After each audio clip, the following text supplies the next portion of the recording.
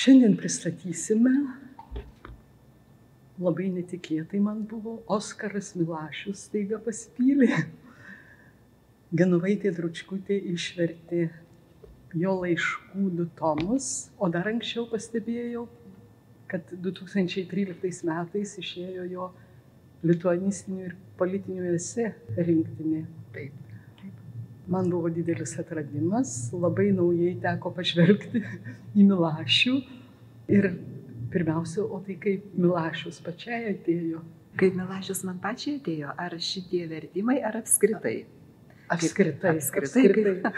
Apskritai, kaip tas Milašius atėjo.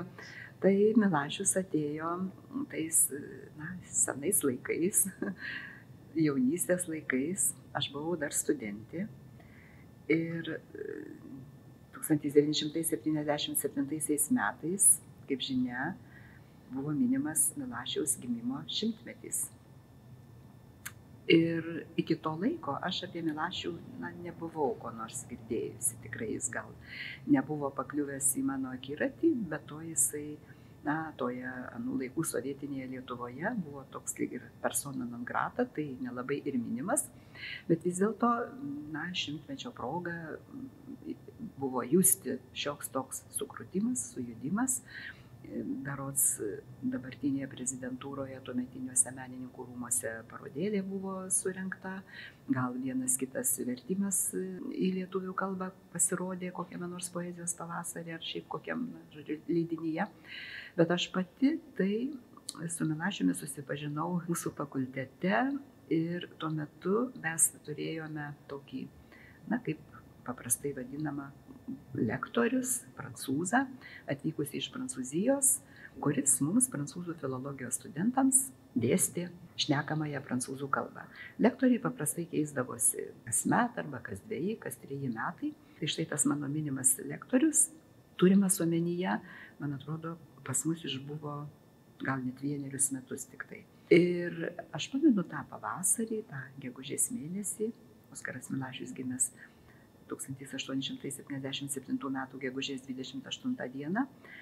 Pamenu, kaip lektorius surengė tokią labai nedidelę parodėlę, tai nuotraukų, leidinių faksimilės, kurios buvo išdėstytos, eksponuotos tamsiame vestibiulėje, bet tie, kurie, sakysime, mano laikais ar kiek vėliau, ar anksčiau studijavo, tai matyt atsimena vestibiulį, iš kurio buvo galima patekti į užsienio kalbų skaityklą, bibliotekas ir užsienio kalbų skaityklą. Tai tame tamsiame koridoriuje, vestibiulėje ir buvo surengta parodėlė, kurią aš dar ir spėjau pamatyti. Kiek pamenu, ta parodėlė labai greitai dingo. Gal ar tos pačios dienos vakarą, ar kitą dieną tos parodėlės jau ir nebeliko. Bet aš dar suspėjau ją pamatyti, pažiūrėti ir tikrai susidomėjau, man buvo tikrai labai keista. Štai čia toks lietuvių kilmės, kaip jis buvo pristatytas, prancūziškai, rašęs poetas, rašytojas. Tai čia taip tokia pati pradžia. O paskui, matyt, gal taip, kaip nutinka, dažnai būna, kad jau paskui ta informacija jį pradeda tarsi lysti iš visų pakampių.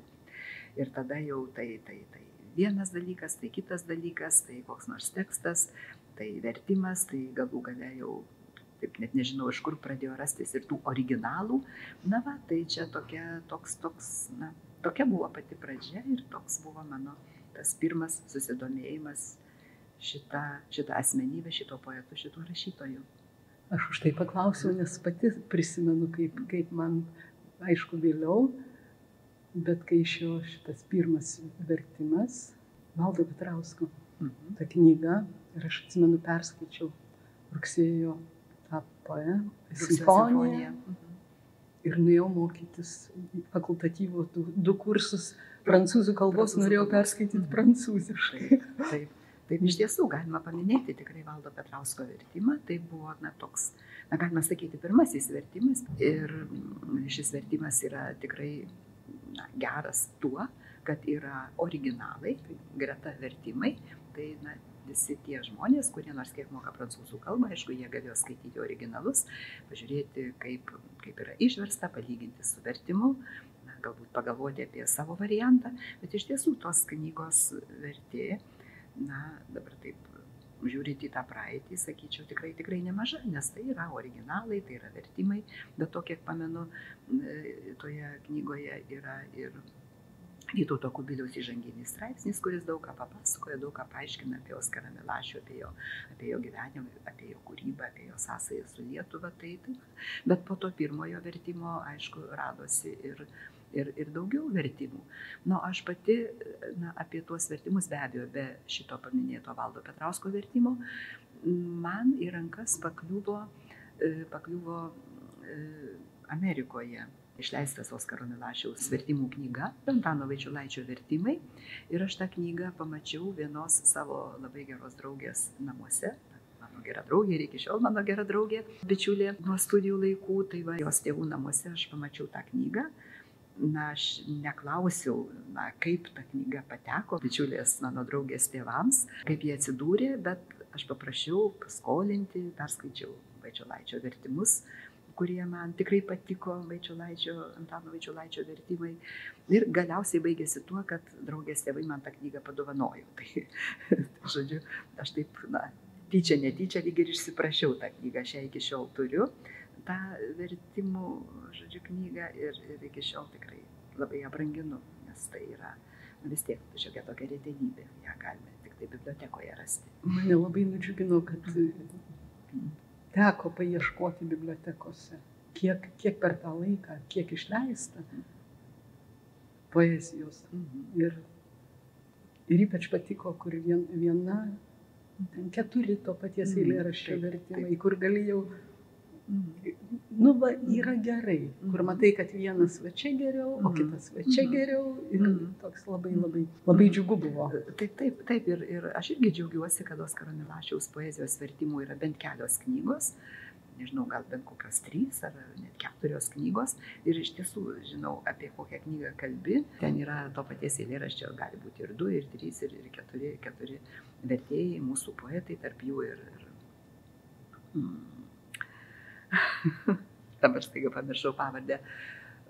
Mačernis ir Mačernio vertimas taip pat yra, žinau, ir Vaičiulaičio, Šiugždinio ir kitų. Šiugždinio, Indriliūno, man atrodo, Mamerto. Taip, Mamerto Indriliūno, taip, mūsų ir žymių vertėjų, ir žymių poetų bandymai versti Oskarą Milašių. Jeigu jau prabilom apie vertimus, tai galima paminėti, kad yra išversti į lietuvių kalbą ir abu Oskaro Milašiaus romanai. Meilės išventinimas ir romanas Zborovskiai. Romanas Zborovskiai, tiesa, jo yra likę tik fragmentai. Manoma, kad jis iš tiesų buvęs parašytas, užbaigtas, bet, prasidėjus Pirmajam pasauliniam karui taip ir neišleistas, ir dabar jau tai, kas pasiekė mūsų dienas, tai tik tai fragmentai. Bet vis tiek jie yra išversti tie fragmentai ir išvertė Stasė Banionytė Gervinė iš prancūzų kalbos. Ir yra ir Milašiaus Pacifikos, misterijos yra išverstos, taip, misterijos, tai ir yra tos politinės lituanistinės publicistikos, tai yra ne mano vienos vertimas, bet ir su kolegė Neringa Klišienė.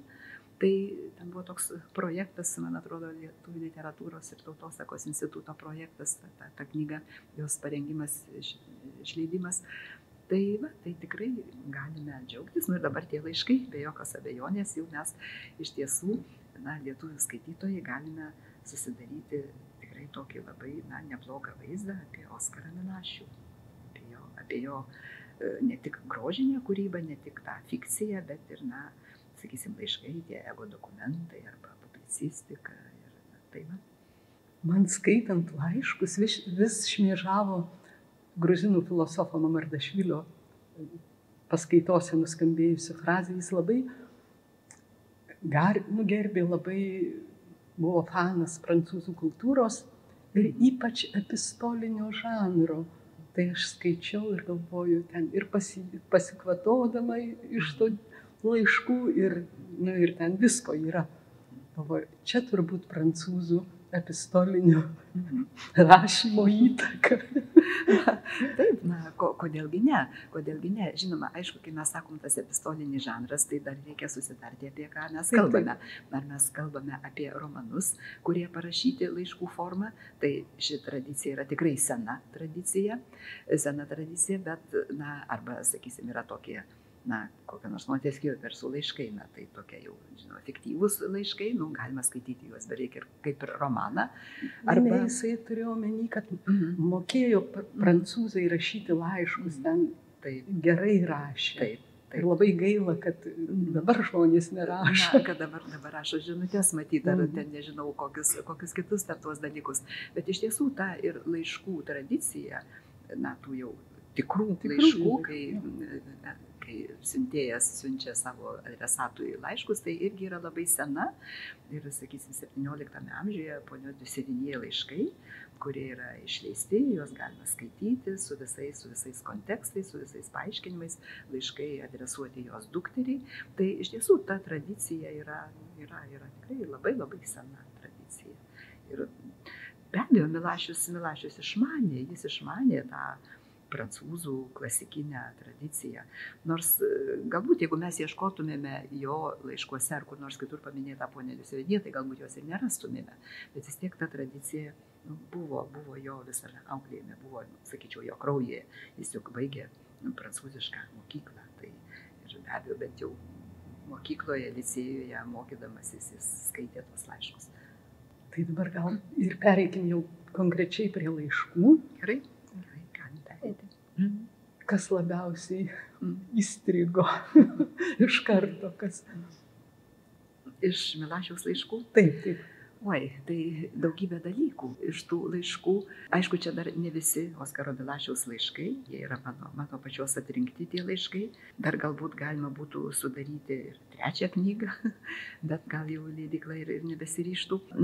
Kaip sakau, daugybė dalykų. Tai, žinoma, laiškas tai yra tam tikras tekstas, kuris pirmiausia turi formą, ar ne? Turi formą, yra kreipiniai, yra tos laiškų pabaigos, yra visas tas, sakysim, teksto išdėstymas, tai čia yra tie tokie formalūs dalykai, bet iš tiesų atkreipė dėmesį, kaip Milašius kreipiasi į savo adresatus. Jis gali ir labai pagarbiai, sakysim, taip draugiškai, galbūt netgi kartais familiariai, kartais jis gali ir labai taip linksmai, žaismingai kreiptis, taip pat ir jo parašai irgi, kai jis pasirašo, kad jis yra Zendramas, Zendramas, jis Dievo malonė, Lietuvos didžiosios kunigaikštystės kunigaikštys ir Lenkijos karalius. Tai be abejo, pretendentas. Taip, tas pretendentas būtų, tai žinoma, atkreipi dėmesį į tokius dalykus ir pagalvoju, gal Milašius taip galėjo ir parašyti. Arba krinta į akis tai, kad, sakysim, jis jau ypač po 1918 metų jis pasirašo ne tik Milioš, lenkišką, bet iš tiesų jau tą suprancūzintą formą, kadangi be tos lenkiškos L, bet jis greta, pavyzdžiui, parašo ir Milašius. Arba, sakysim, kai kuriuos tos savo politinius rašinius jisai pasirašė irgi ir Lietuvis, ir Labūnovas. Labūnovas, mes iš karto pagalvojame apie Labūnovą, apie jo giminės tą lizdą. Tai gal, sakysim, kokiam prancūzui, kuris nemoka lietuvių kalbos ir kuris gal nežino Lietuvos istorijos, tas lietuvis arba tas Labūnovas arba Labūnov, tai gal ir neturi reikšmės. O mums lietuviams be abejo iš karto jau yra tam tikra nuoroda, tam tikra reikšmė, jau tas visas kontekstas veriasi. Arba irgi, sakysim, įdomu ir aš žinau, kad skaitytojai yra atkreipę dėmesį į tai, kad kai kuris atsisveikina laiškų pabaigoje staiga angliškai kažkodėl. Jam taip šovė į galvą, jisai parašo tą tokią sakralinę anglišką frazę, kai, sakysim, užbaigiant laišką yra atsisveikinimas su savo adresu. Tai sakau, pirmiausia, krinta į akis Milašiaus ta laiškų forma, jo žaismė, jo gebėjimas, gal taip tiesiog ir švelniai, ironiškai arba su švelniu humoru pažvelgti ir į save, ir į savo adresatą. Kitas dalykas, jau paskui skaitant pačius tos laiškus, gilinantis į jų turinį, tai be abejo akivaizdu, koks Milašius yra įvairus ir kiek jisai prisitaiko prie tų savo adresatų. Ir štai, kai mes čia juos tikrai skaitome, taip sudedame, sakysim, tuos čia atrinktus tuos adresatus vieną po kito, tai tiesiog ir matome tą Milašiaus intonacijų kaitą. Vienaip jis bendrauja su Leonu Foktu, kitaip bendrauja su Kristijanu Gausu, dar kitaip jis bendrauja su kokiu nors savo vaikystės, žodžiu, iš mokyklos metų draugu. Dar kitaip jisai bendrauja, sakysim, su kokiu nors Karlosu Lerondu, kuris šiaip buvo aktorius, ir dar Milašius su Karlosu Lerondu siejo, toks priklausimas, aišku, Milašius ten trumpai priklausė, bet priklausimas ten tokiai mistikų draugijai. Ir, sakysim, Milašius kreipėsi į Karlosą Lerondą ir kartu į jo žmoną, ir štai, jo tas kreipinys toks išeina tarsi daugiskaita, ten mėlieji Lerondai ar kaip nors panašiai. Tai va tas Milašiaus gebėjimas, jo daugiabalsiškumas, tas gebėjimas parinkti, nežinau, tą savo toną, intonaciją, balsą pritaikyti ir prie to adresato, ir galbūt prie situacijos. Arba taip pat labai irgi, sakyčiau, įdomus jo laiškai skirti Natalie Clifford Barnett, tokiai labai turtingai poniai, dideliai damai, kuri dar nuo XIX amžiaus pabaigos persikėlė iš Jungtinių Amerikos valstijų į Paryžių ir ten gyveno iki pat mirties. Tai tie pirmieji laiškai yra be galo mandagus, jie yra tiesiog kurtuaziški. Paskui mes matom, kaip ta kurtuazija užleidžia vietą tokiai tikrai labai tikrai pagarbai ir tokiam labai, tokiai labai tikrai draugystei ir labai tokiam artimam ryšiui. Aišku, išlaikoma distancija, lieka tas kreipinys jūs. Milašius labai retai kada kreipiasi tu, iš tiesų labai retai. Jo laiškuose toks labai retas kreipinys. Čia išlieka visą laiką tas kreipinys jūs, bet kai jisai sako, kad jis bučiuoja savo angelo sparnus, ar ne, tai žinoma ta frazė, Austėja klausė apie tradiciją. Ta frazė bučiuoja savo angelo sparnus, be abejo, ji yra paimta iš Voltero. Iš Voltero laiškų tai matom, tikrai Milašiaus išsilavinimas tikrai didelis ir jis yra toks, iš gelmių išeinantis, ne kaip kažkoks, nežinau, pakabutis, priedas, tik tai pasipuikavimui skirtas, bet štai čia ta frazė. Bučiuoja savo angelo sparnus, kuri iš Voltero, bet skaitai ir jauti, kad Milašius jis tikrai bučiuoja tuos savo angelo sparnus. Tai yra didžiulė, tokia dvasinė bendrystė. Milašiaus ir tos moters, tos damos, supratimas, dvasinė bendrystė. Bičiulystė didžiulė. Tai tas yra labai, labai įdomu. Tikrai labai įdomu. Ir žinoma, labai įdomu, laiškų turinys. Žinoma, ir mes iš Oskaro Milašiaus laiškų daug ką sužinome, ir apie jį patį. Galbūt tam tikrą prasme ir apie jo adresatus, nors aišku, mūsų visas dėmesys jau skirtas Oskarui Milašiui. Sužinome labai daug apie jo kūrybą, apie Milašiaus keliones, apie Milašiaus visą veikimą, visą jo veiklą Lietuvai, kai jis buvo Lietuvos chargé d'affaires ir tas, reiškia, pasiuntinys, ministras, Lietuvos ministras oficialiai Prancūzijoje. Tai mes tokių detalių iš tiesų daug sužinome ir galime susidaryti tokį išsamesnį Milašiaus kūrybos, Milašiaus veiklos ir jo asmens vaizdą, įspūdį.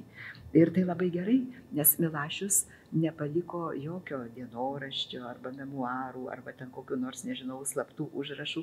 Mes ir turime tik tai laiškus, žinoma, turime atsiminimus, tie žmonės, kurie jį pažinojo, yra palikę ir atsiminimų įvairių, fragmentų, sakysim.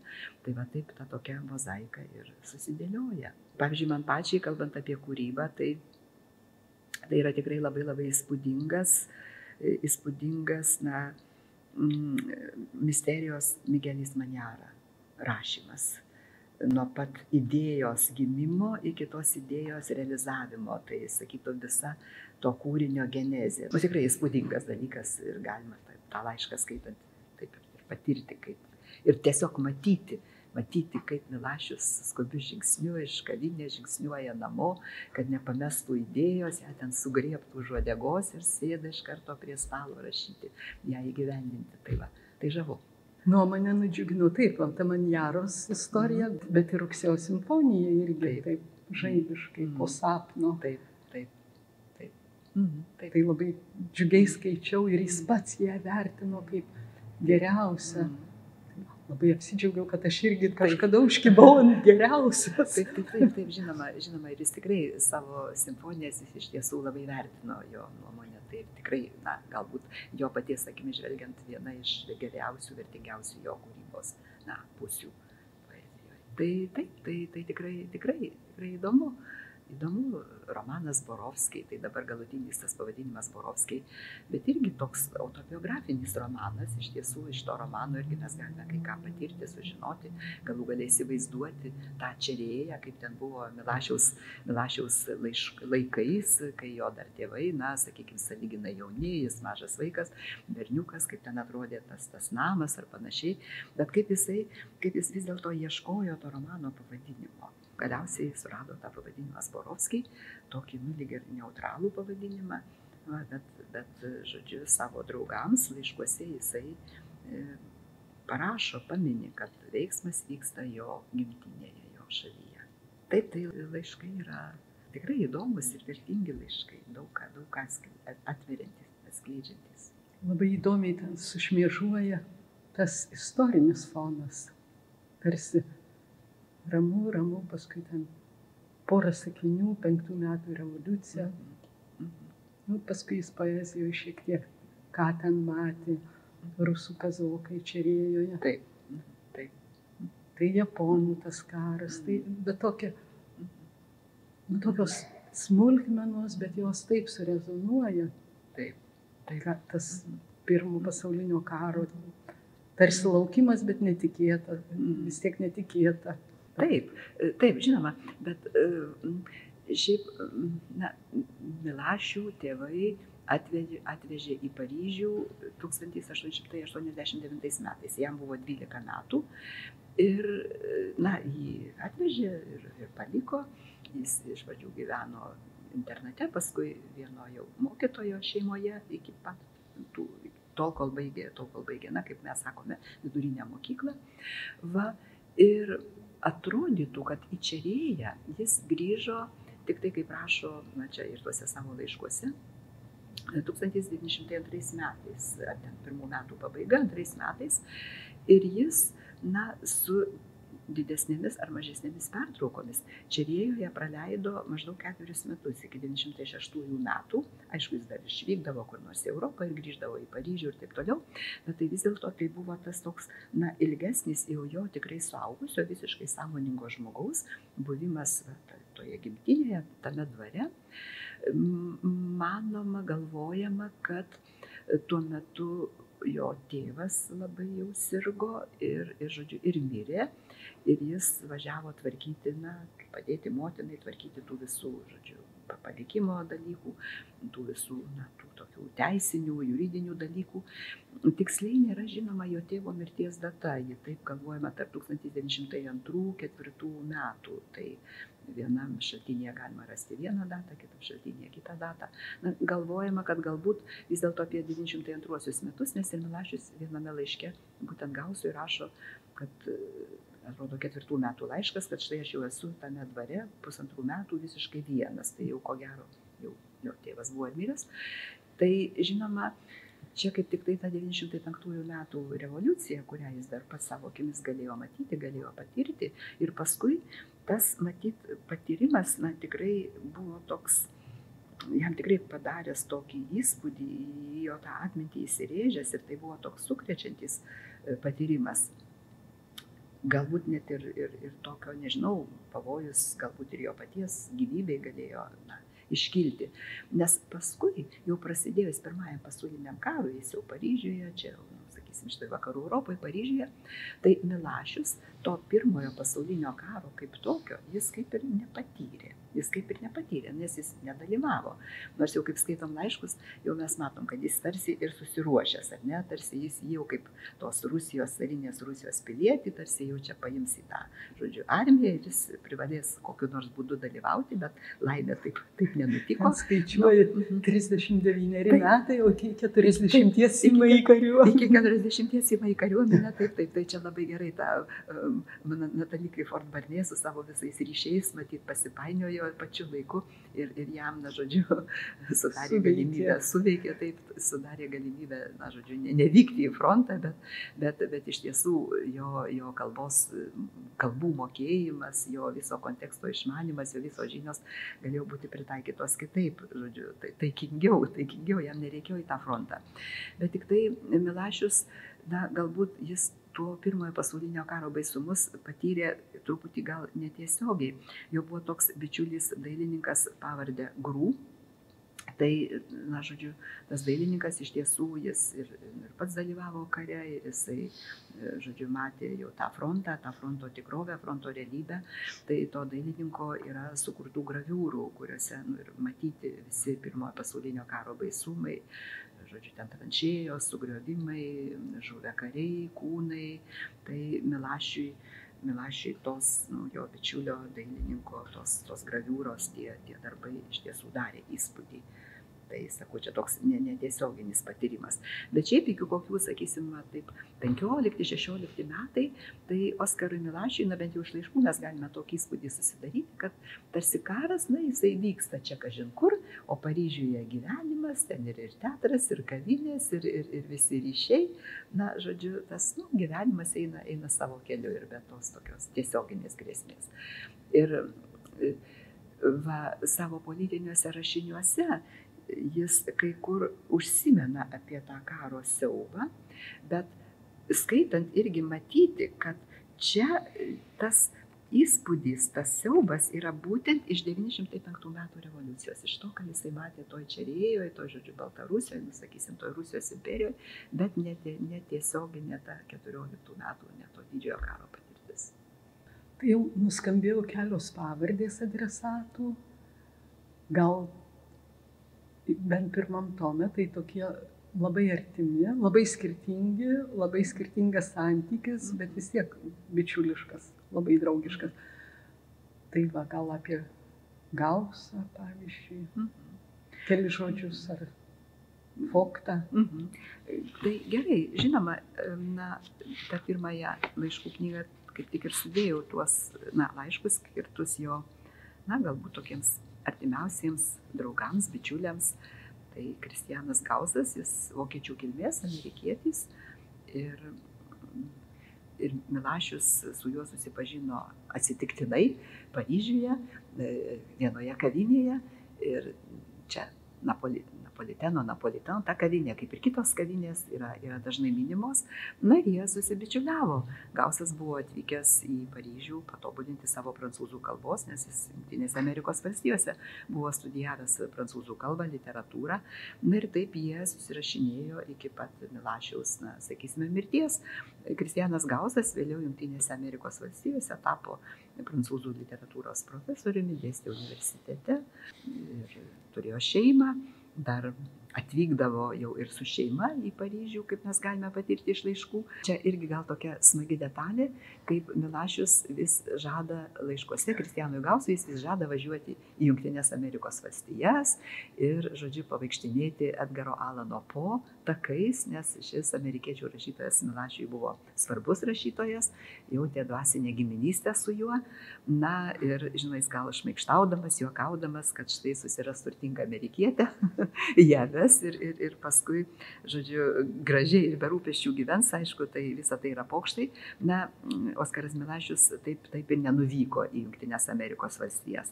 Na, Leonas Foktas čia vėl kitokia draugystė, atsitiktinė pažintis viename Šveicarijos kurorte, bet irgi pajusta ta tokia dvasinė bendrystė. Bet va, tikrai mes irgi galime pajusti skirtumą, kaip, sakysim, laiškai Kristianui Gausui, na, yra tokie, na, galbūt rimtesni laiškai, gal tokie oresni, sakytumėme, ar ne.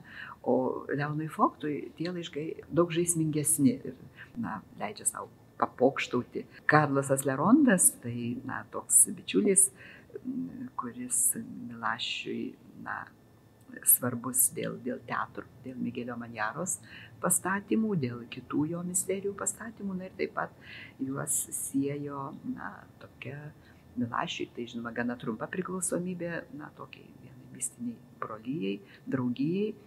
Labai įdomus laiškai Morisui Prozorui ir po Moriso Prozoro mirties jo dukrai Gretai Prozor. Morisas Prozoras, kaip ir Milašius, lietuvių kilmės, kilęs iš Lietuvos, tos lenkiškos kultūros. Ir jų tokia artimesnė pažintis prasidėjo jau 1920 metais, kai Morisas Prozoras paskelbė straipsnį apie Milašiaus kūrybą prancūzų spaudoje ir Oskaras Milašius jam atsakė ir tame atsakyme Milašius džiaugiasi, kad joks prancūzų kritikas, kuris yra rašęs apie jo kūrybą ir skelbęs prancūziškose laikraščiuose ar žurnaluose, galbūt nėra pagavęs, nėra suvokęs Milašiaus asmens ir kūrybos esmės. O ta esmė tai yra būtent neprancūziška kilmė. Ir Morisas Prozoras, kilęs, sakysim, iš to paties krašto, iš tos pačios, sakysim, Lietuvos, tik tai Prozoras iš etnografinės, Milašius iš istorinės Lietuvos, štai Prozoras suvokė, užčiuopė tą priklausomybę šitam Europos pakraščiui su visa šito pakraščio sudėtinga istorija, ir sugebėjo savo straipsnį apie tai pasakyti, apie tai pranešti prancūzų skaitytojams. O Jean-Yves Blanc, tai moteris, išsilavinusi moteris, jos tėvas buvo universiteto profesorius, ji jau atstovauja, sakysim, ne Paryžiaus, bet taip, tarkim, tų regionų arba provincijos intelektualėms. Ir tai yra moteris, perskaičiusi Milašiaus kūrinius, jais susižavėjusi ir tame vietinėme radijuje Tulūzoje rengusi radijo laidas apie jį, rašiusi straipsnius. Ir Jean-Yves Blanc, šita moteris, domėjosi folkloru. Ji labai džiaugiasi aptikusi lietuviškas Oskaro Milašiaus pasakas, tuos vertimus. Tai štai juos, sakytum, suartino folkloras, suartino tą meilę tradiciniai liaudies kūrybai, tai bevardiai kūrybai. Tai štai tie santykiai tikrai labai labai įvairūs. Ir Milašius, tuose laiškuose jisai nors rašo taip tam konkrečiam adresatui, jisai kažkaip vis tiek sugeba save visą parodyti, save visą atskleisti. Ir mes, sakau, tą tokią mozaiką galime susidėlioti ir tą tokį vaizdą išsamų turėti. O antroje knygoje, tai žinoma laiškai, aš juos gal taip truputį ir specialiai parinkau tokius laiškus, laiškai, apie kuriuose daugiausia kalbama apie Milašiaus kūrybos leidimą, apie jo kūrybos sklaidą ir Prancūzijoje, ir Belgijoje, ir tiesiog plačiau Europoje ir apie įvairias peripetijas susijusias su jo kūrybos leidimu. Tai va taip.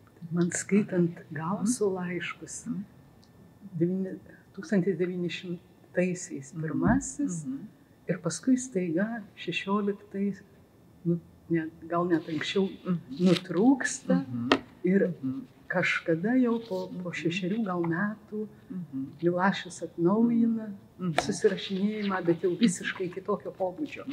Jau prasideda jo kaip Lietuvos atstovo. Aha, taip, aš iš tiesų čia kaip tik ir vartau knygą. Taip, tai žodžiu, čia tas toksai pertrūkis yra nemažas. Toks taip 16 metų laiškas rugsėjo 25 dieną ir po keliarių metų, 22 metais, tą patį rugsėjo mėnesį, Oskaras Milašius rašo Kristijanui Gausui ir mes matome adresą Lietuvos pasiuntinybė Viktoro Hugo, Viktoro Hugo vila, taip galėtume sakyti 10 numeris, Milašius rašo laišką jau iš Lietuvos pasiuntinybės. Tai matyt, per tą pirmąjį pasaulinį karą susirašinėjimas buvo nutrūkęs, arba tie laiškai yra tiesiog neišlikę, bet atrodytų, kad gal susirašinėjimas buvo ir nutrūkęs, nes jis rašo, taip, žodžiu, jis siunčia savo naujausią knygą, Lemuelio išpažintis, ir rašo, kad štai ta knygelė su laišku jums atskleis raidą, kurią pastaraisiais metais patyrė mano erdvės ir laiko koncepcija. Na, va, tai žodžiu, jis, sakytum, šito laišku tarsi grįžta į tuos 16 metus, ar ne? Ir žodžiu, čia jau Milašiaus laiškas yra parašytas iš Lietuvos pasiuntinybės. Čia jau 22 metai Milašius atstovauja Lietuvai, jis yra oficialus Lietuvos pasiuntinys, Lietuvos ministras Prancūzijoje. Tai jau kita Milašiaus pusė, vėl kita Milašiaus pusė, kita Milašiaus veikla. Labai jisai įdomiai suformuluoja savo pasirinkimą. Taip. Kaip nutiko, buvo maištininkas, sugrįžta į jaunystės maištą. Bet Lenkai taip ilgai gyvenę kartu su lietuviais ir rusų priespaudo ir staiga prieš tą valstiečių demokratiją, labai tą savo pasirinkimą įvardina gražiai. Taip, tikrai įvardyja tą savo pasirinkimą, taip čia tokie jau labai žinomi Milašiaus žodžiai, jo frazės iš šito laiško ir dažnai yra pacituojami, dar kartais pacituojami ir kiti jo pasakymai iš tokio vieno politinio rašinio, kuris jisai rašo, kaip jisai galėjo pasirinkti rožes Varšuvoje, bet tą kuklų lietuvišką kryžių vis dėlto pasirinko. Tai čia aš gal galėčiau šiek tiek užsiminti plačiau apie mano, jau čia kaip ir paminėta, tą tokią mistinę draugiją arba broliją, kuriai priklausė Karlas Lerondas ir kiti ten jau bendri pažįstami, aš čia neminėsiu tų visų pavardžių. Atrodo, kad Milašius, tos mistinės draugijos ar brolijos pavadinimas Levejoer, tai reiškia budėtojai, o jeigu dar toje pačioje draugijoje susikūrė dar toks mažesnis būrelis, ratelis, dar tokių kelių, dar artimesnių draugų, tarp jų ir Milašiaus, kuris pasivadino Centro Apostolique, tarsi apaštalų centras ar apaštališkasis centras. Ir atrodytų, kad Milašius į tą draugiją įsitraukė kokiais 917 ar 18 metais. Tiesa, neilgai išbuvo ir matyt apie kokius 20 metus ar ten 19-20. Jis jau nutolo nuo tos, aišku, jis išliko ir toliau draugas su Karlu Lerondu ir pažįstamas su kitais asmenimis, bet jis jau nutolo nuo tos draugijos veiklos, sakykime taip. Tai labai svarbu paminėti, kad ta, sakysim, draugija leido ir savo tokių leidinių, laikraščių, žurnalų. Vienas iš jų yra Le Franchi, pažodžiui verčiant būtų kaip išlaisvintasis, ar ne, bet mes neverčiam tų pavadinimų. Tai labai gerai, kad leido tokį leidinį, nes Milašiui tai buvo tokia tribūna, tokia vieta, kur jisai galėjo paskelbti savo tuos politinius rašinius ir apie liaudies meną, lietuvių liaudies meną parašyti. Jam tai buvo, sakytum, ta tribūna skelbti žinią apie Lietuvą ir apie tą, žinoma, padėtį, kaip čia yra ta politinė padėtis, karo pabaiga, kaip viskas susiklostė ir skelbti žinią apie Lietuvą. Tai dabar prie to jo pasirinkimo, atstovauti Lietuvai, pasirinkti tą mažesnę, silpnesnę iš dviejų, Lenkija, Lietuva, taip, mažiau žinoma arba visai nežinoma, mažiau remiama, sakysim, tam visam politiniam to laiko kontekste. Tai va, tos draugijos užduotis buvo keisti, keisti pasaulį. Keisti pasaulį, keisti gyvenimą, keisti visuomenę. Ir jie manė, kad iš tiesų pasaulį, visuomenę, žmonės galima keisti per literatūrą, per meną. Ir, kaip sakiau, toje budėtojų draugijoje, tas dar mažesnis tas būrelis, tie jau apaštalų centras, apaštališkasis centras. Ir Milašius tam apaštališkajam centrui parengė tokią inauguracinę kalbą. Tai toje inauguracinėje kalboje jis kaip tik irgi kalba apie tą patį. Jis kalba apie tai, kad, žodžiu, tas toks gal romantinis poeto ar apskritai rašytojo įvaizdis, kad poetas rašytojas turėtų atstovauti vien tik tai grožio sričiai, tas įvaizdis jau yra pasenęs, jis nebegalioja naujaisiais laikais ir dabar poetui, aš sakau, rašytojui reikia maždaug liautis atnašavus grožiui, žodžiu, ir atsisukti į žmones, į visuomenę, į tą dabartį ir rašyti taip, kurti taip, na, tokią kūrybą, na, tokią poeziją, aišku, tą plačiają prasme, kaip kūryba, rašyti tokią poeziją, kuri turėtų, na, sakytum, tos kaip ir realios, nu, reikšmės, realaus poveikio visuomeniai. Tai Milašius išreiškia tokias mintis ir gerokai vėliau jis yra parašęs tokį nedidelį tekstą, keletą žodžių apie poeziją. Dabar jau, man atrodo, tas tekstas parašytas gal, dabar staiga pamiršau, 27 ar 37 metais. Tai, na, iš to galime daryti išvadą, kad Milašiui toks manimas, toks mąstymas apie poeto vietą, vaidmenį visuomenėje nebuvo tik, nu, akimirka kokia nors, kad štai čia tas apaštalų centras, jis sako inauguracinę kalbą ir, na, toliau lyg tai viskas pamirštama, ne? Bet kad jis iš tiesų galvojo, mąstė apie, na, poeto tą tokį visuomeninį vaidmenį, kad poetas turi atlikti visuomeninį vaidmenį, jis turi, na, žodžiu, savo kūrybą ir, na, sakysim, atstovauti žmonėms, išreikšti jų lūkesčius ir panašiai, žodžiu, tas toks, na, kaip sakau, angažuota, galėtumėm tai pasakyti, angažuota poezija. Tai va, jis apie tai kalba ir keliuose, nu, pirmosiuose poezijai, keli žodžiai apie poeziją, keletą žodžių apie poeziją. Tai aš taip vis dėlto galvočiau, kad štai Milašiui, na, ta Lietuva, kuri 18 metais paskelbė nepriklausomybę, Milašius įsitraukė į Société des Nations, į tautų lygą, taip, į tą, žodžiu, tautų lygos, taip, į tą tautų lygos veiklą įsitraukia, jis dalyvauja visose konferencijose šitai naujai atsikuriančiai Lietuvai, jis rašo raštus, paskui jisai paskiriamas Tautų sąjunga, atsiprašau, Tautų sąjunga, taip, tas pavadinimas buvo kažkur išnykęs, jis redaguoja raštus, tai jam čia, matyt, ir buvo va ta vieta, galimybė jam kaip poetui, kaip kūrėjui nuveikti ką nors konkretaus ir pasitarnauti, nu taip, savo protėvių kraštui, nes vis tiek jis kildino save, na taip, čerėja, bet jisai kildino savo giminę iš etnografinės Lietuvos, iš tos pačios Labūnavos, ar iš Serbinų, ar iš tų Ganusievičių, va čia kur ta jau lietuviškoji Milašiaus, na, sakysim, ta linija, ta vyresnioji linija. Nors, jeigu mes paskaitytume Česlovą Milošą, tai Česlovas Milošas sako, kad gal čia yra truputį legenda, žodžiu, bet vis tiek, bent jau nuo 16 amžiaus ta lietuviškoji, žodžiu, ta linija, tai ji yra, ji tikrai gyvuoja ir jau Milašiaus protėviai, nu iš tiesų jo prosenelis jau toje Čerėjoje atsidūrė tik tai 19 amžiaus pačioje pradžioje, 802 metais, kai nuperka iš kunigaikščio Sapiegos ten, žodžiu, tas žemes. Tai va tai, aš manau, kad čia Milašiui, matyt, buvo galimybė jam kaip poetui, kaip kūrėjui, atlikti savo misiją. Jis matė poetą, kūrėją kaip misionierių.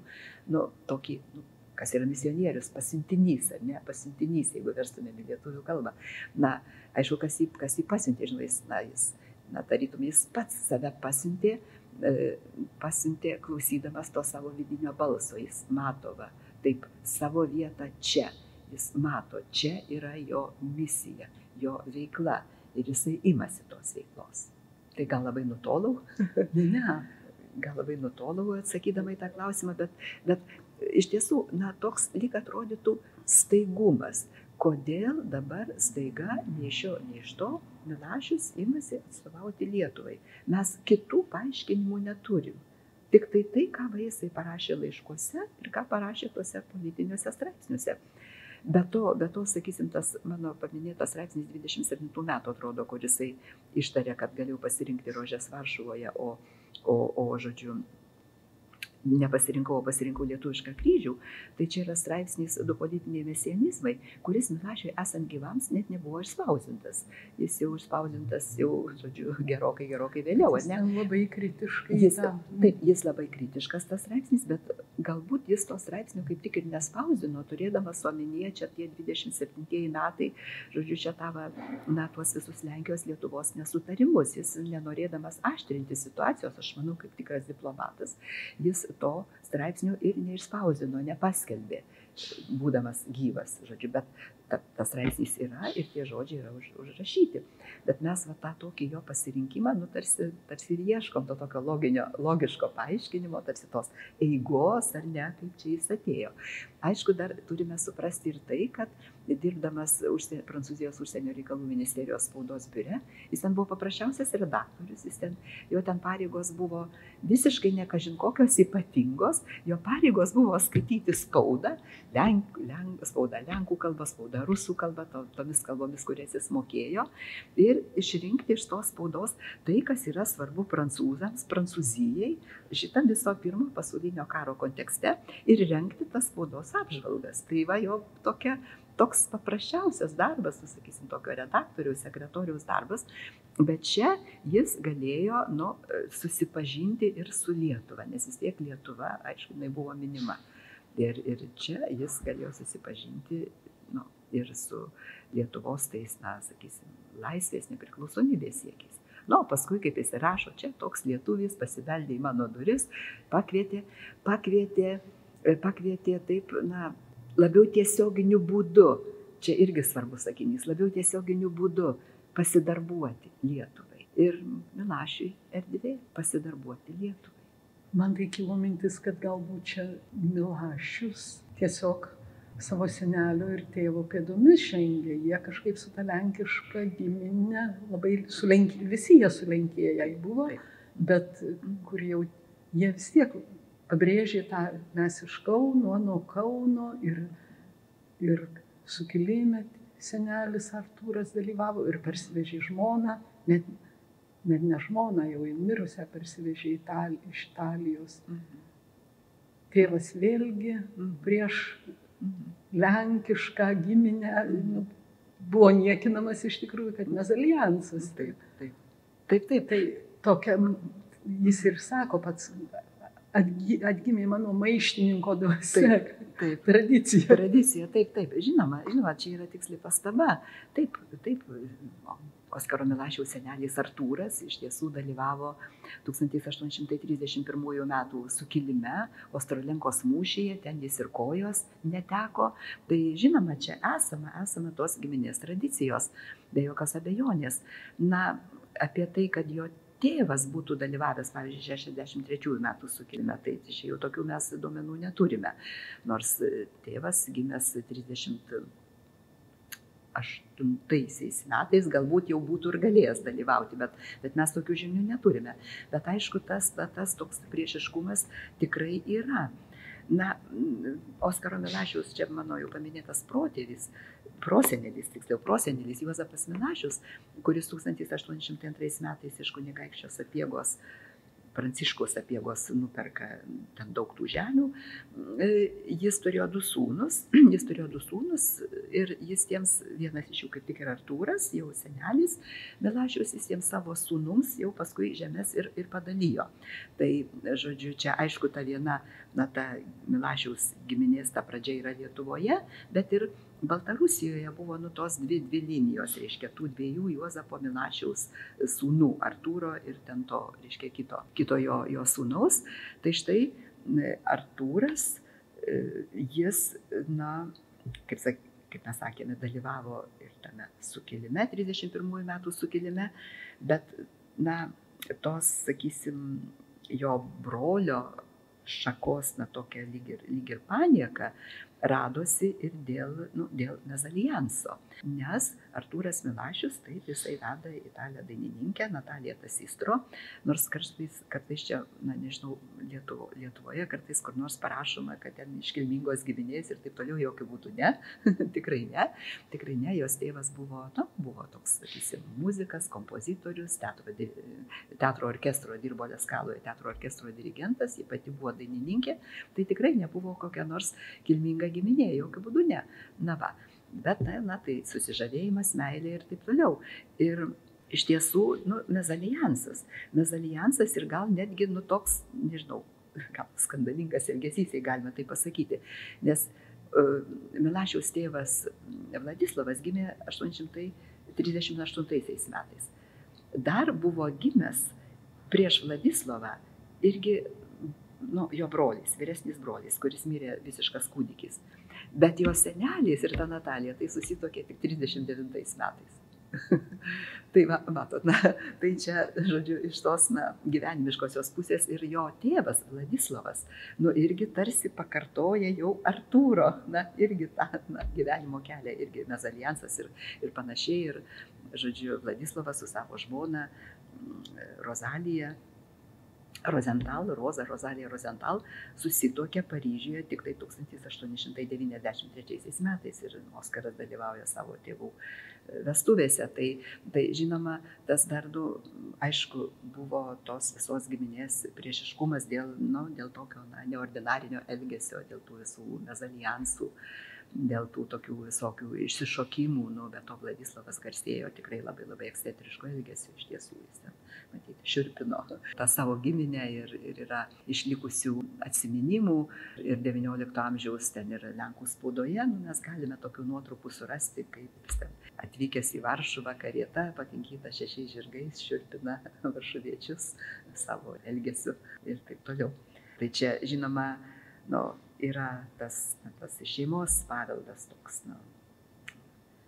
bet tai, manau, vien to gal, aš vis dėlto galvoju, kad vien tik tai šitokio šeimų priešiškumo gal nebūtų buvę gana.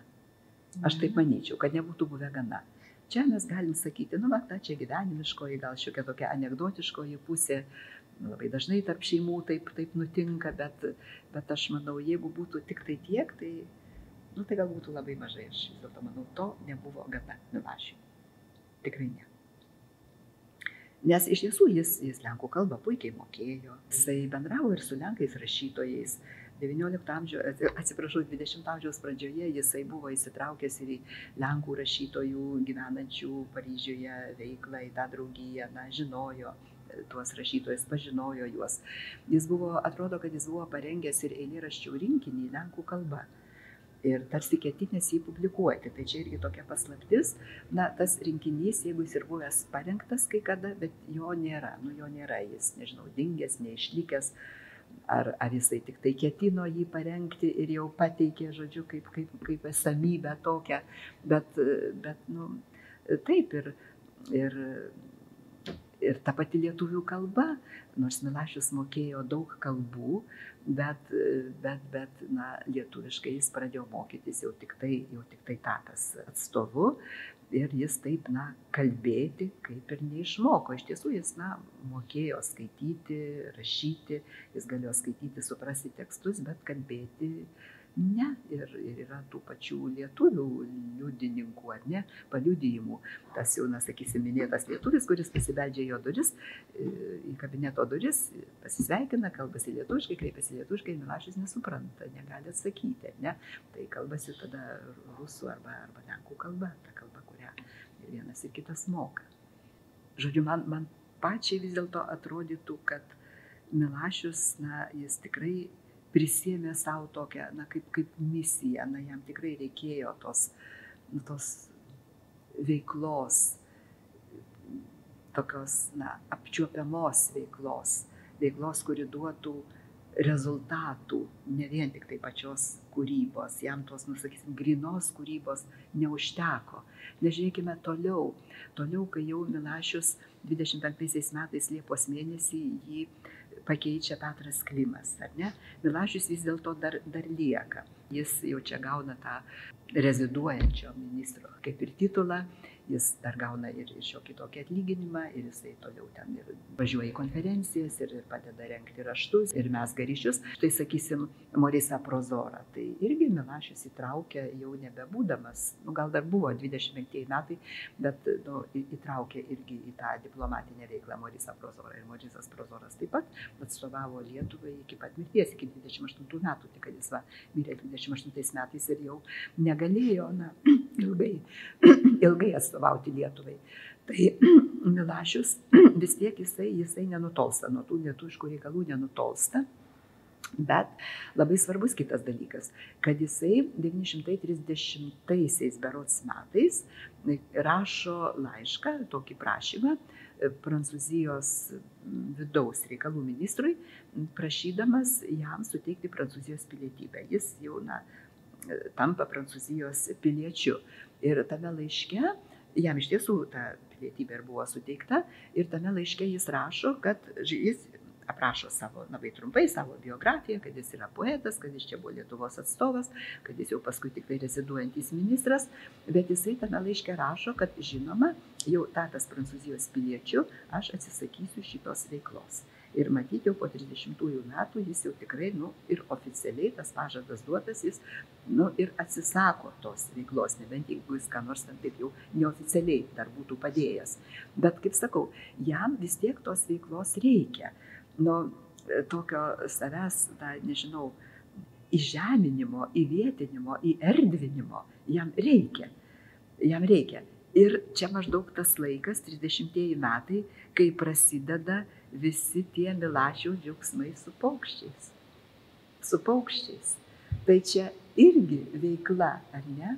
Paukščiai, jis pradeda domėtis ornitologų draugija, ta visa veikla, jisai, žodžiu, ir pats ten tų paukštelių nusiperka ir namuose laiko, ir čia labai žaviai, antroje knygoje tie labai žavūs laiškai skirti Fontainebleau viešbučio valdininkui, savininkui, kaip žodžiu, ten prižiūrėti, ir ten poniai Fokt irgi, poniai Foktis išvažiuoja į Belgiją, berods, ir kaip palieka paukštelius su narveliuose, ir kaip ten viską prižiūrėti, kaip lesinti, kaip girdyti paukštelius.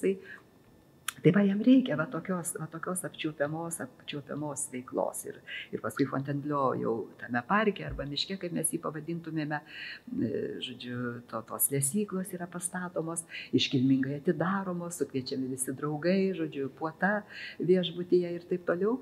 Tai Milašiui tos veiklos tikrai reikėjo.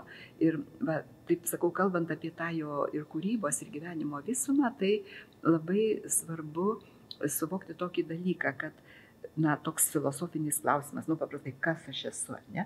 Tai Milašiui tai buvo pirmiausia, kur aš esu. Kur aš esu. Kur ta mano vieta.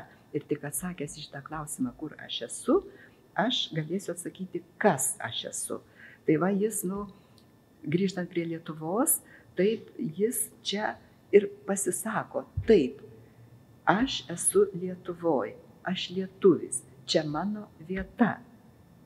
Ir aš toks esu lietuvis, čia mano, žodžiu, su ta visa protėvių, visa šito šalies istorija, su visu tuo, nežinau, krūviu, svoriu, kurią neša šitos savokos, sakysim, pavadinimai, taip, lietuvis, Lietuva, kur aš esu. Taip įkyriai dabar lenda dar mintis link to pasirinkimo, kad jam vis dėlto labai svarbu buvo ir lietuvių kalba, ir lietuvių, galų gale liaudies dainas vertė. Ir kaip jis apie jas rašo, ir dailininkų parodą, kuri nepavyko, bet organizavo, kaip jisai rašo apie lietuvių kultūrą. Kažkoks toks labai kosminis žvilgsnis. Čiurlionį norėjo būtų, kiek laiko jau būtų figūravęs Čiurlionis Europos mene, kai jis dar buvo pirmeivis. Taip. Ten kažkokia vis tiek giminystė sielos. Taip, tas tikrai tai yra tas toks gelminis ryšys. Jis atsiskleidžia, atsiveria įvairiausiais pavydalais. Ir Milašius, taip, žinoma, ketino surengti Čiurlionio parodą, dėja nepavyko. Bet, sakysim, lietuvių, to jau liaudies, to mūsų tradicinio meno paroda, tai iš tiesų buvo surengta. Arba jeigu kalbam dar apie parodas, tai Kazio Šimonio paroda, tiesa, gal čia pats Milašius, nežinau, čia sunku pasakyti, kiek jisai prisidėjo tiesiogiai. Bent mes jau žinom bent jau tokį dalyką, kad Milašius parašė Kazio Šimonio parodos katalogą. O šiaip pats Šimonis buvo gavęs, žodžiu, Lietuvos, atrodo, kultūros ministerijos, žodžiu, buvo gavęs Lietuvos stipendiją. Ir iš tiesų, Kazys Šimonis, keletą mėnesių užbuvo Paryžiuje, lankėsi muziejuje, jis ten ir dirbo, tapė, paties Šimonio yra labai įdomus atsiminimai apie tai. Ir galiausiai, na, žodžiu, jis ten išbuvęs tuos kelis mėnesius, jau nutapęs darbų, sumanė juos eksponuoti, surado galeriją, buvo sutarta su Milašiumi, kad jisai parašys katalogo įžangą. Milašius tą padaro, bet čia dabar jau pasakoja Kazys Šimonis savo atsiminimuose, kaip žodžiu, galerijos savininkas pasirodo, kad yra Lenkas. Ir perskaitęs tą katalogo įžangą, tas Lenkas savininkas taiga atsisako šitą parodą rodyti, nes kaip čia dabar jisai rodys, reiškia, lietuvio, reiškia, parodą ir taip toliau ir panašiai. Ir kad Milašius čia prisistato kaip lietuvis, tai žodžiu, Milašius sutinka tame kataloge kai ką pakeisti, kai ką perrašyti ir jisai, na, žodžiu, ir atrodo, kad buvo tarsi net du tie katalogo to įvadinio straipsnio variantai. Vienas katalogas, kuris buvo dalinamas lietuviams, kitas katalogas, kuris buvo dalinamas Lenkams. Apie tai pasakoja jau Kazys Šimonis.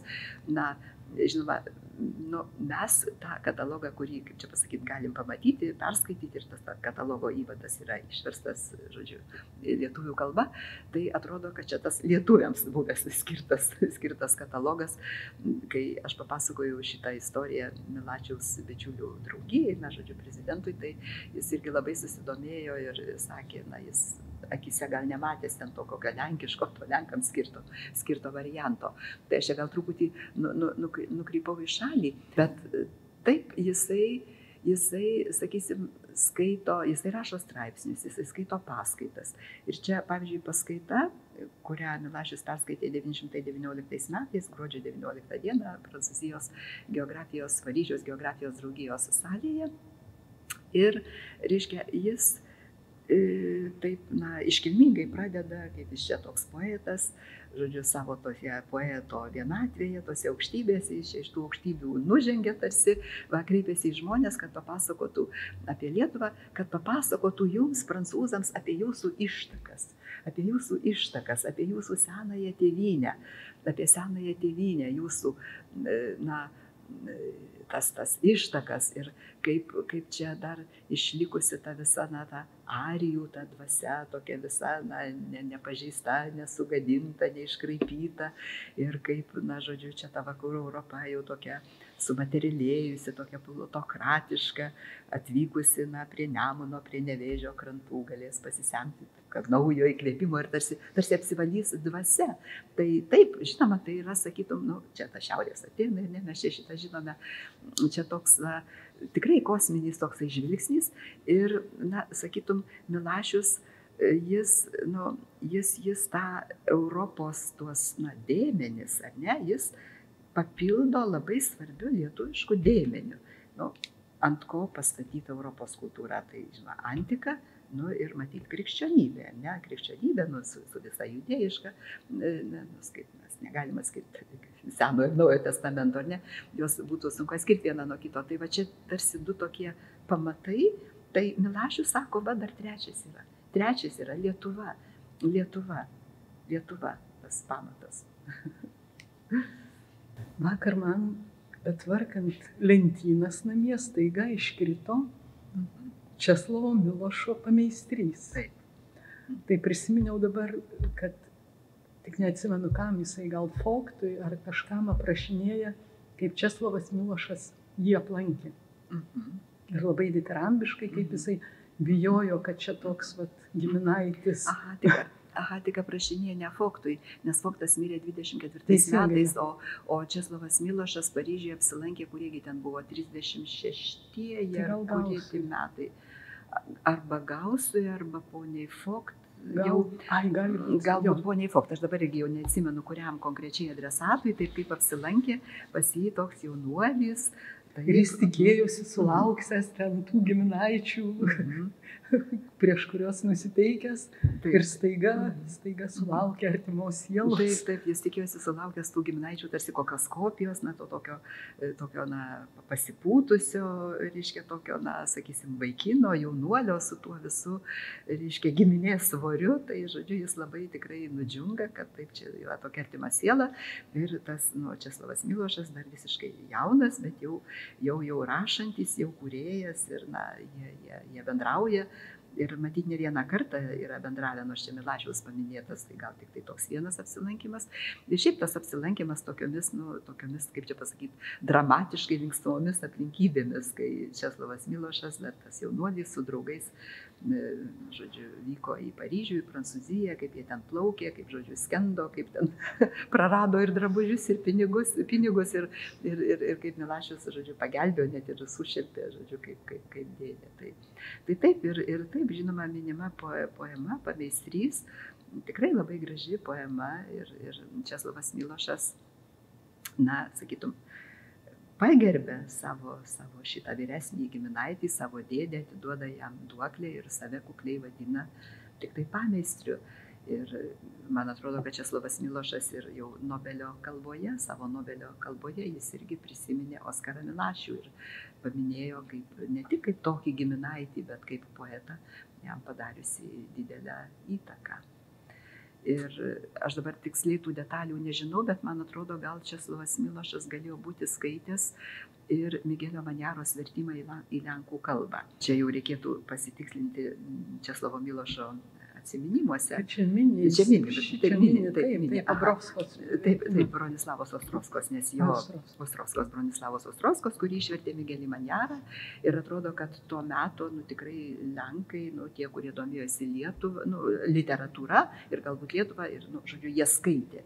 Jie skaitė, nors aišku, ten dar apie Lietuvą tai ne vieno žodžio, bet jie skaitė šitą misteriją ir jie žavėjosi. Ir beje, paties Česlovo Milošo jis pažinojo Ostrovską, jo yra ten irgi, žodžiu, pokalbių, straipsnių, žodžiu, jis pažinojo tą vertėją. Tai va, suradau šitą knygą, perskaičiau ir staiga, nes aišku, aš ją buvau skaičius, 2001 metų leidimas, atrodo, gulėjau kažkur užlindusi tokiam. Ir staiga va, po šitų laiškų, kągi aš skaitau. Kristijanui Gausui aprašo, ką veikęs per metus Čerėjoj. Vasarą jodinėja miškai, žiemą skaito. Papsėdamas pypkę prie lempo žaliu stiklo gaubtu, iš naujo pasineria į Šopenhauerį, Kantą ir Platoną. Taip keliavęs rašo Ispanijoje, kartu su Don Kichotu ir kartu su Haine traukęs į Italiją. Ir taip toliau. Čia va tų laiškų atspindžiai. Taip, tų laiškų atspindžiai. Visiškai kitaip tada skaitai tą pameistrį. Taip, žinoma, ir tą pameistrį kitaip skaitai, jau tas, pameistrys, sakytum, truputį ir kitokio gylio, kitokio svorio prisipildo. Bet čia, sakysim, tą lempą žalių gaubtų, tai čia jau iš eilėraščių, čia iš poezijos. Tai, bet kita vertus tai rodo, kad Česlovas Milošas, jis tikrai buvo įsiskaitęs ir į Milašiaus poeziją. Ir čia tie visi įvaizdžiai poezijos, kaip čia, tokios kaip detalės, kaip tokie, pastovios figūros, ta lempa žalių gaubtų, ten Don Kichotas, ta, žodžiu, knyga, ar dar kas nors, taip, labai natūraliai, man atrodo, į šitą Česlovo Milošo poemą atėjo. Tik dabar suvokiau, kad pats Česlovas Milošas surado Gauso laiškus Amerikoje. Taip, Princetono universiteto bibliotekoje, taip Milošas aptiko tuos laiškus ir perdavė Andrė Silverui, ir buvo iš tiesų tie laiškai išleisti atskira knyga. Tai galim tik džiaugtis, kad daug tų laiškų ir kad jie buvo atrasti ir paskelbti prancūziškai, dabar turime lietuviškai. Ir ką man tai labai norėtųsi paminėti, leidyklą Ašara. Taip. Ką aš jos esu nusipirkus, viskas yra tobula. Žinoma, aš Žarai, net nežinau kaip pasakyti, ar aš jai atstovauju, gal kaip vertėja. Taip išleido. Bet taip išleido Žara ir žinoma, išleido Milašių ir išleido ir apskritai Žara yra tokia leidykla, kuri leidžia daug prancūzų literatūros vertimų į lietuvių kalbą, tai aš tikrai džiaugiuosi, kad iš mano vertimų tai išėjo ne tik tai šitie laiškai, bet išėjo ir Polio Kliodelio apreiškimas Marijai ir mūsų kartu su Vladu Braziūnu Racino Faidra, tai tikrai džiaugiuosi. Ir kitas dalykas, kad šitos knygos yra gražios knygos, jos yra gerai parengtos, jos ir su nuotraukomis, su faksimilėmis, jas malonu paimti į ranką. Taip, šifravau ten, kas parašyta. Gerai, kad šalia yra vertimas. Taip, labai, labai smagu. Tai ką, tikėsimės dar ko nors? Tikėsimės, tikėsimės.